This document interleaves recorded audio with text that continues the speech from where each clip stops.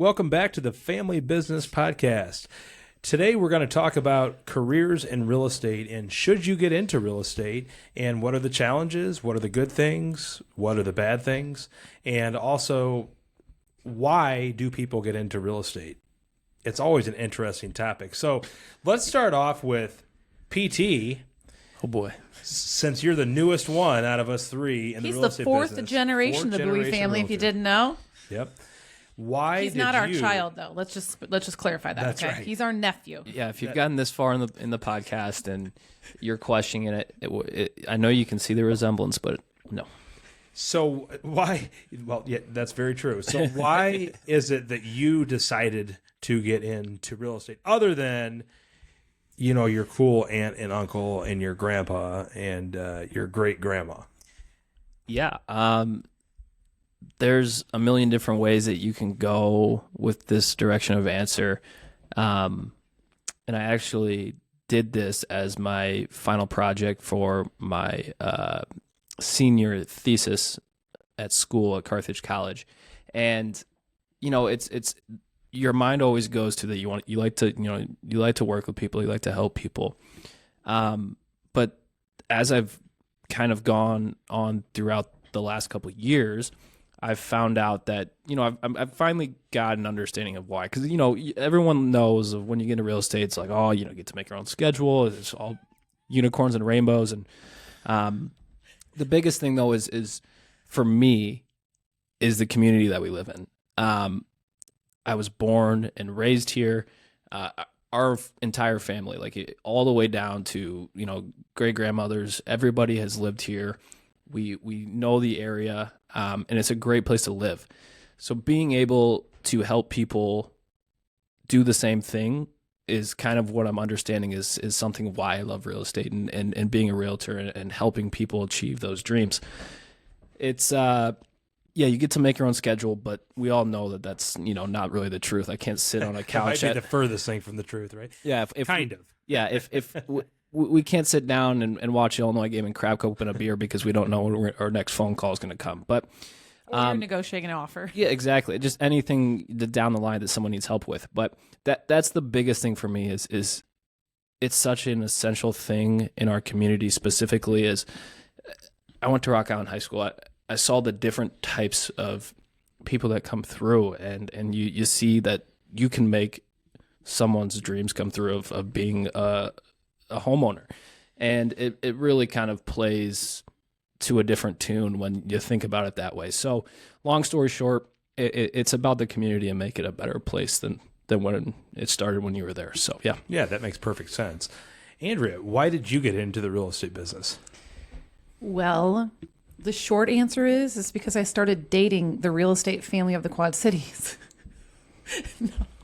I mean, honestly, but the best part is I had no idea that you were the real estate family of the Quad Cities until one of my girlfriends said, have you Googled who his family is? I'm like, I'm just a small town. And yes, in 2005, Googling was even cool back then.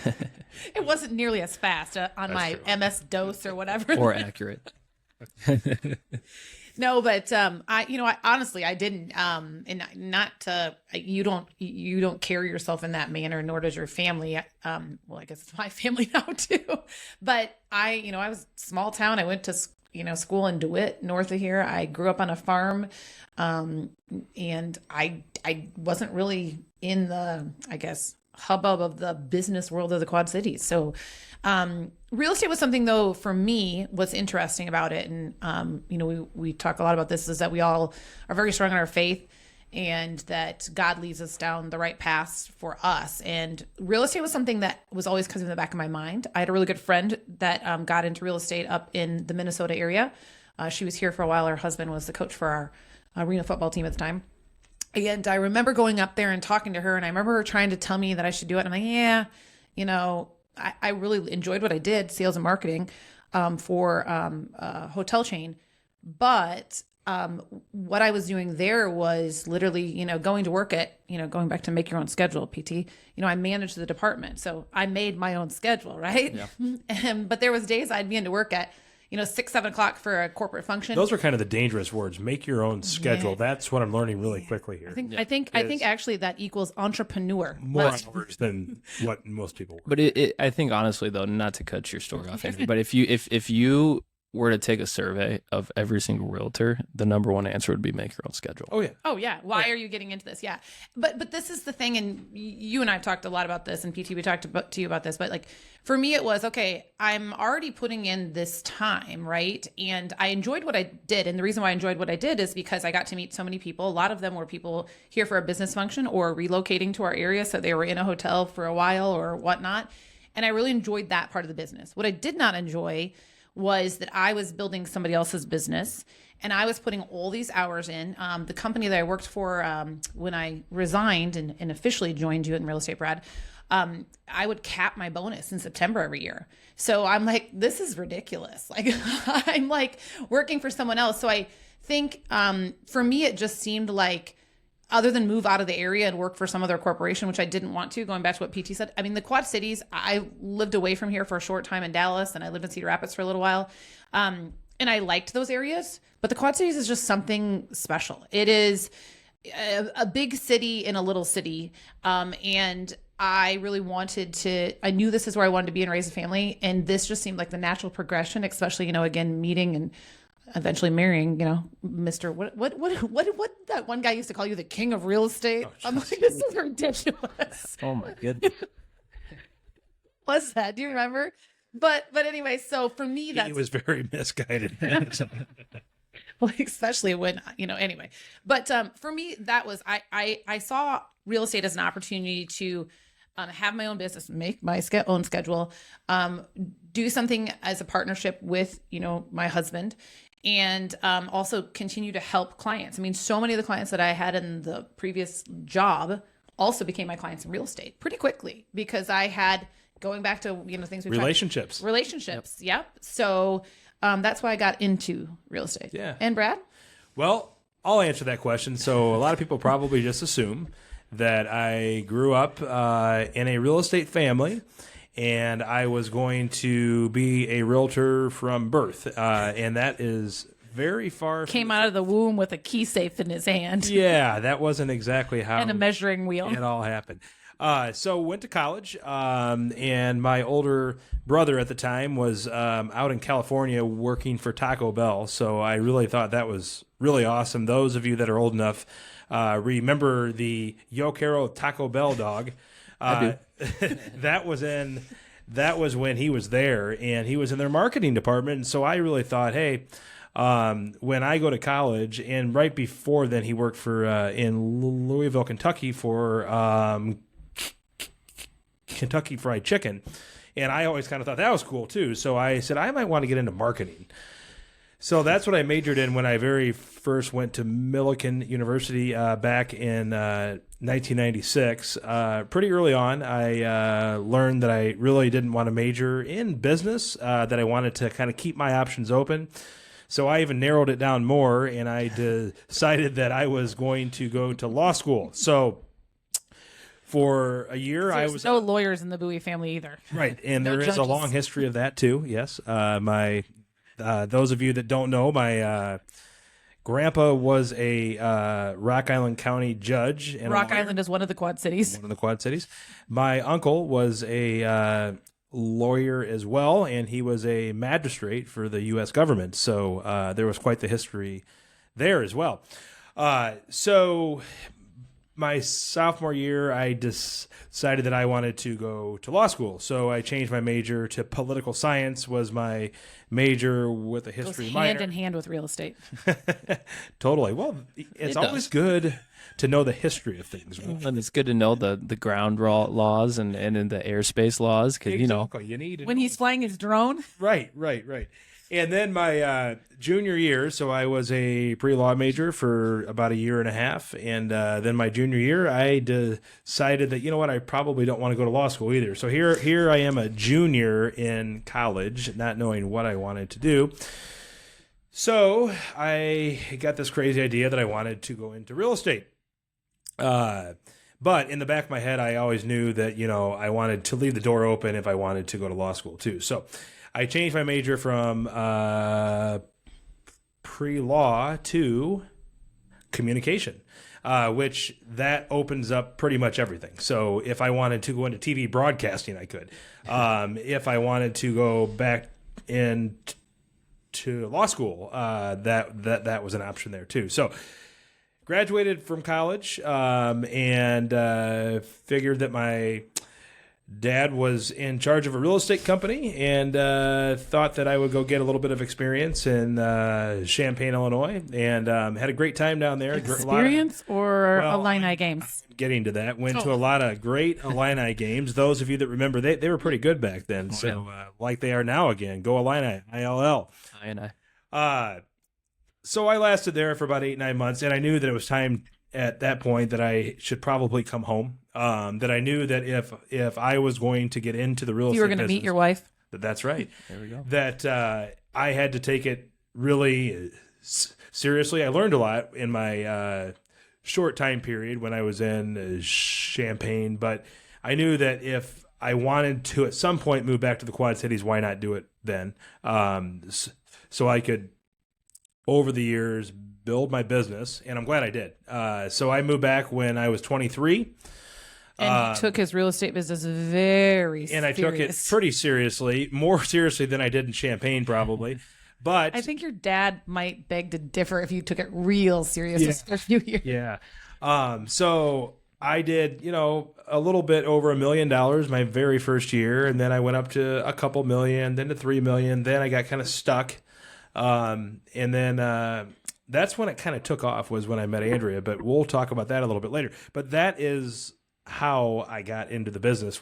It was kind of in a roundabout way, but I'm glad that I did, and I have no regrets. There's not many people like PT and I that graduate out of college and go right into real estate. That's very, very, very odd and rare. Not odd. That's what I was just going to say. Business. So for anybody listening, I think the moral of the story is that I think anybody can be a real, well, let me rephrase. Anyone can choose the path of real estate as a career, regardless of what your major was or your focus. I mean, my original major, I thought I was going to be a elementary education teacher. That's what I was going to do. But you're exactly right. But if you go back to that, a lot of majors, a lot of life experiences can bring you into real estate. That you're dealing with people all the time. So like elementary education, great example right there.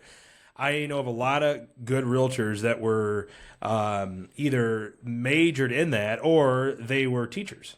Yeah. And they retired, and then they got into the real estate business and were very good realtors that they knew how to nurture people. I mean, so there's always, Yeah. Right. So here's a question for you, Brad. So you obviously didn't choose real estate right out of the gate as what you wanted to do, right? You went to college. You thought, what was there? Obviously you're a third generation realtor, so you had a grandmother and a dad who, ran real estate company that was it's on the Illinois side of our Quad Cities for a long time.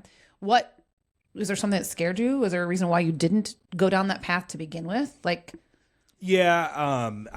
think part of it was that I wanted to do something a little bit different. I watched my dad growing up, and he was very involved in a lot of organizations. He gave back a ton, and I really think that real estate, I didn't take it real seriously when I was younger, that I always had these dreams that I was like going to do this and that. But I would say another thing that really hit me my junior year was my mom and dad were at all of my golf matches, and I really thought that was cool. So going to the flexibility part of the real estate business, that's one of the things that you can just block those out, so they are appointments. So that was one of the things where I really thought that was cool, but I just never really dreamed as a kid that I was going to be a realtor. That was not up until like I was a junior in college, and it was more so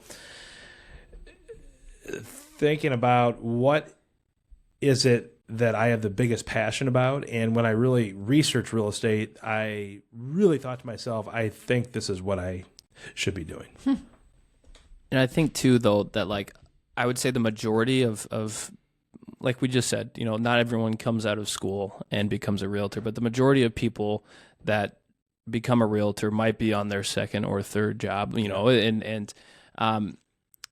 I've had quite a bit of people, especially friends I went to high school and college with, just reach out and ask about the industry and the profession. And so I think it's important to share what it takes, because it is a very misleading profession from the outside. Like we kind of just mentioned, everyone, create your own schedule, being able to, make as much money as you can, right?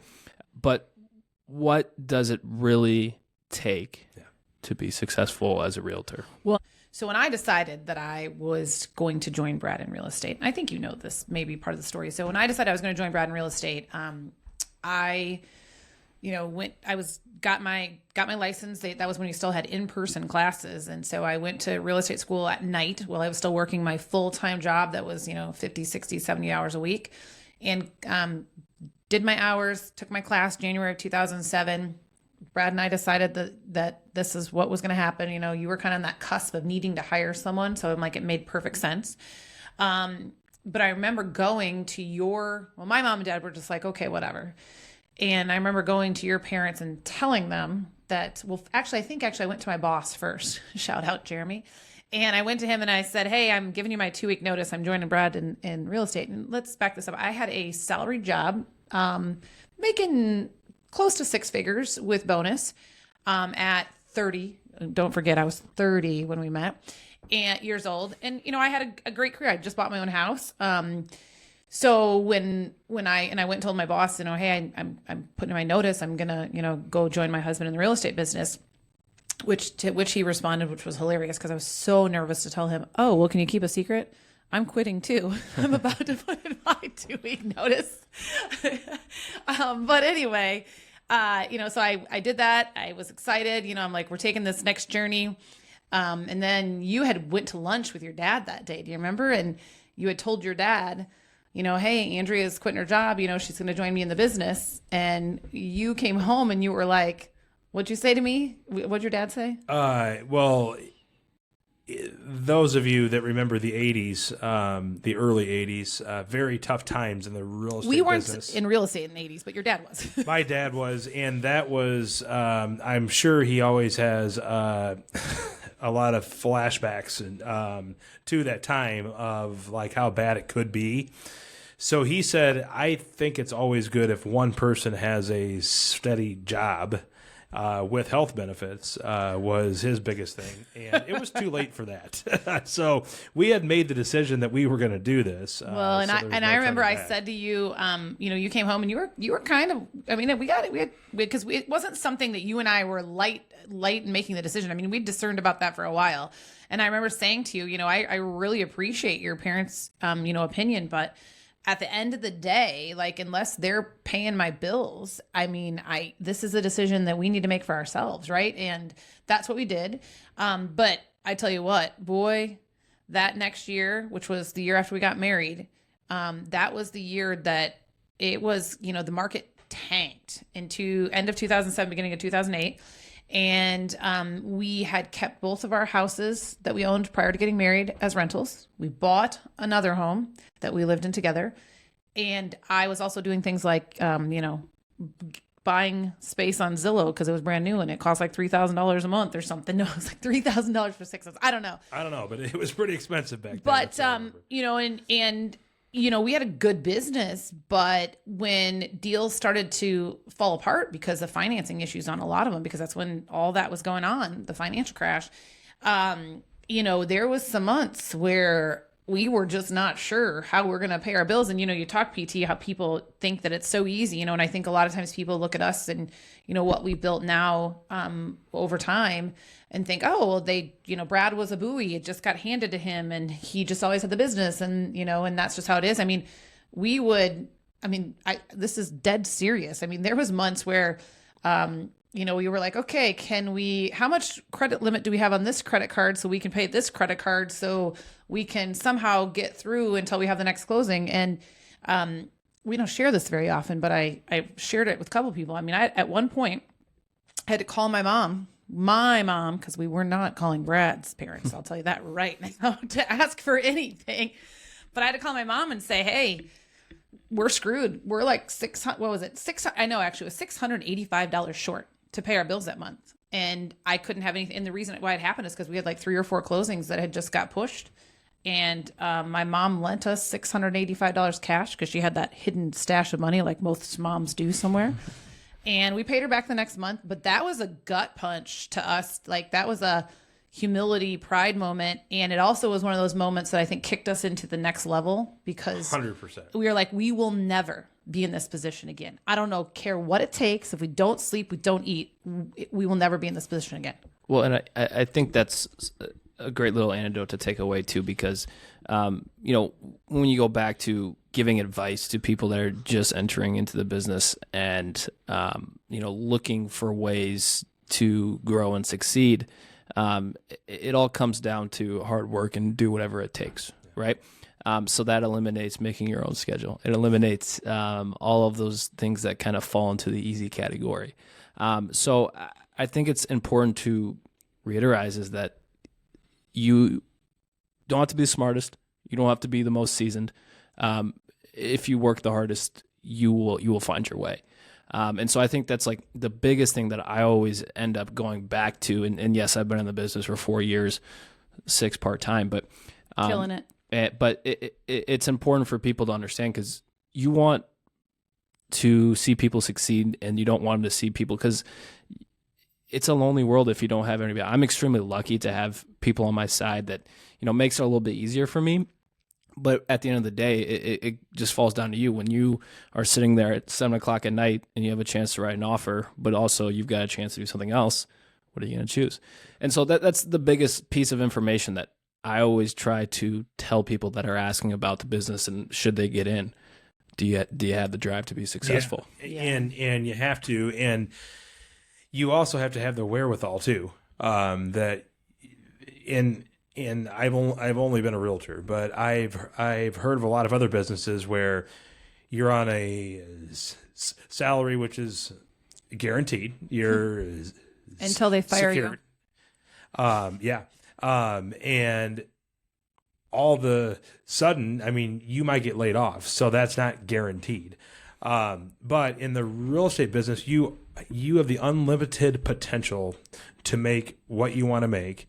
And that's what I've always loved about it is the harder you work, the more connections that you make, the more you take care of people, the more successful you'll be. And I've always said that never worry about the money part of it. That's going to take care of itself. If you take care of people, you're going to be successful. And that's a one piece of advice that I got very early on in my real estate career that I always remember, that one deal is not worth a real estate career. And always do the right thing, even if it costs you a deal. Who cares? That you know that you did the right thing and you protected your client. So there's always going to be the ups and downs.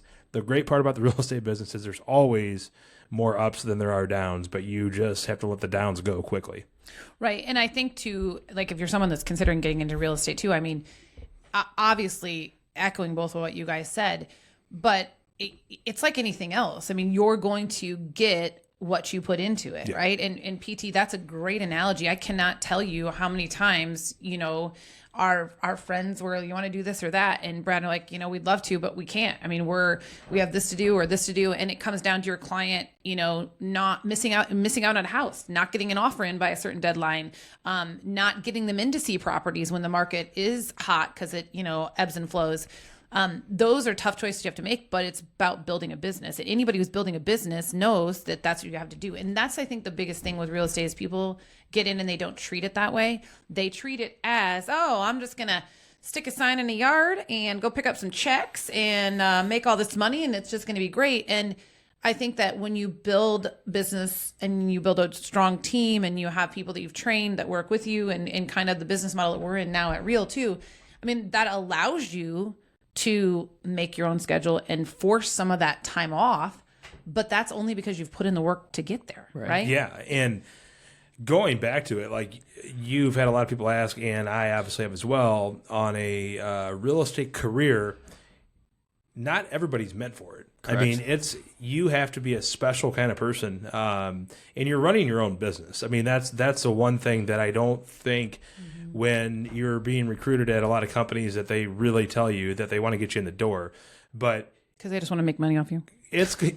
Yeah, and it's going to take 3 to 5 years to really build something, and that's true with any business. I mean, very rarely does anybody come into any business and just dominate the market. I mean, that doesn't happen very often. But if you have that drive, and you are able to have a short memory, you'll do very well. And I've watched a lot of people through the years, and the ones that are successful, that's what they have in common is they're hard workers. And that's so important too, and that's something that I'm starting to understand and get the grasp of where I'm specifically at in my professional career is your main goal is to become a business owner. Yep. You want to be a business owner. You want to run a business, not just be an entrepreneur. That's part taking of orders. It, but correct. Yeah, exactly. The end goal and when you take that next step is becoming that business owner. So I think that's something that really isn't talked about much either, because I don't think a lot of people take that step, which is probably one of the most biggest misconceptions as well. But yeah, going back to, why we got into real estate. If you are considering it or thinking about it, first of all, feel free to reach out to any of us because we would love to have that conversation with you. Give it to you straight because good, bad, and the ugly. Yeah, because that's only a benefit for whoever is thinking about getting into it. But ask yourself why. Am I getting it for the money? Because if you are, won't make it. Yeah, just find something else. You might end up go play the lottery. There's a chance that you could end up in some major issues and trouble because that's, once you're in it for money, people will do bad stuff for money, right? Yeah, you're making, you can't, what was that a long time ago? Like it was, you can't ever be dependent upon the next paycheck to pay your bills because if you are, you're going to make decisions that are not in the best interest of your client. People can feel it too when you need it, right? Yeah, No well, doubt. yeah, 100%. Yeah. No doubt. But yeah, I think to just end this episode is you heard our stories. If you have any questions, reach out to us. But the one question you should always ask yourself is why? Yeah. Why do I want to? And that could work with anything. Not if you want to become a realtor, a business owner, entrepreneur. Why? Yeah. Look yourself in the mirror and find that passion of what you like to do. If it's to help people, if it's to run your own business, then maybe you're looking in the right spot. 100%. And you have to want it yourself. You have to be able to put in the work and learn constantly. Like in 24 years, I'm learning new things every day. My wife sends me a new podcast every day with a brand new idea, which are great that it allows you to continue to move forward. But the other thing I think I was going to say to add to all of that is, and it kind of goes off of what you just said, PT, is like, if you are considering it, reach out to one of us. We'd love to have that conversation with you. But the other fact of it is you definitely need someone. I mean, if there's someone in your marketplace or someone that that's in real estate that's successful, and I don't just say successful from, throwing up the stats and the numbers, which those are great. And I think anybody who's successful has those, but also if they do business the way that you want to do business, right? If they've built what you want to build, and also are very knowledgeable, like Brad, had his, dad as a mentor and his grandma, which she wasn't alive, but I feel like all those things in the stories and that. I had obviously the background for, sales and marketing and people, but I didn't have any real estate knowledge. So I had you. I mean, I shadowed you for several years, and PT, the same thing. I mean, that is so important. I think if this is what you decide you want. You have to have somebody that can kind of. Yeah. So just make sure you have that person, that mentor, that guide, that coach, that someone, get on it. People have this bad thing about teams. Get on a team in the beginning. Make sure it's structured in a way that benefits you and the team leader, because at the end of the day, if you're on a team, what they should want is for you to become successful enough that you want to go start your own team. That should be the goal. And if not, then that's not the right fit either. I 100% agree with that. Yeah. All right. Well, that's going to wrap this up. What a great discussion this was. And we'll see you guys next time.